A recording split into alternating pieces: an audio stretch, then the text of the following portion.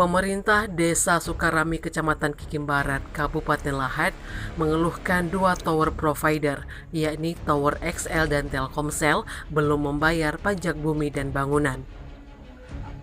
Menurut Mahdi Kades Sukarami, sudah 5 tahun pihak Pemda Sukarami menutupi PBB dari dua tower itu.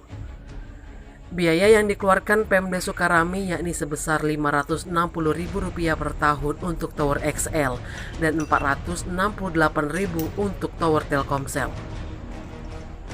Pihak Pemda Sukarami merasa dirugikan karena dua tower itu menunggak PBB selama 5 tahun dan selalu ditutupi dari APB desa. Upaya menghubungi pihak tower sudah dilakukan, namun tidak pernah ada tindak lanjut. Pihaknya berharap ada itikad baik dari pihak tower agar membayar PBB, karena Pemda Sukarami harus menyetor PBB ke Bapenda Lahat.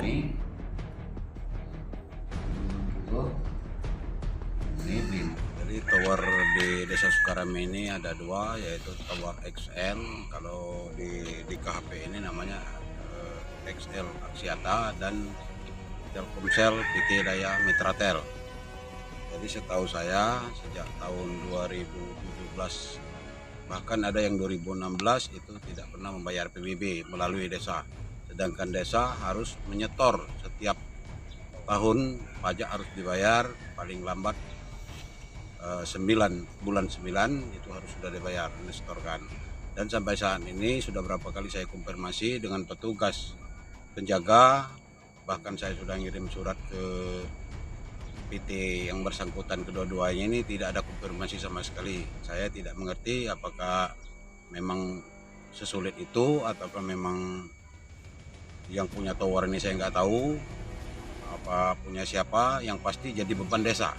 Jadi desa setiap tahun harus nyetor, termasuk tower ini harus dibayar. Sedangkan menurut saya mereka ini perusahaan yang harusnya memberikan CSR, memberikan bantuan kepada masyarakat Desa Sukarami, tapi ternyata membebani.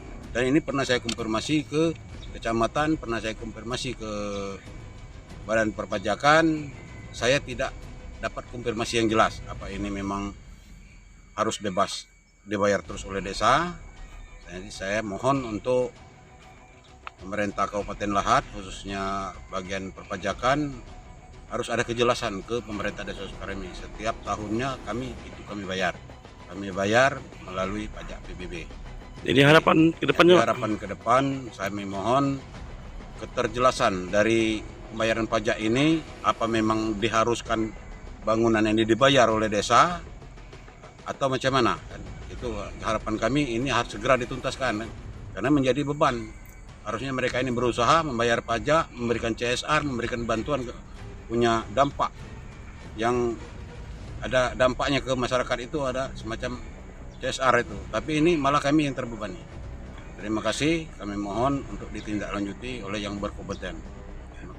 Tim Liputan Sumsel Update TV melaporkan.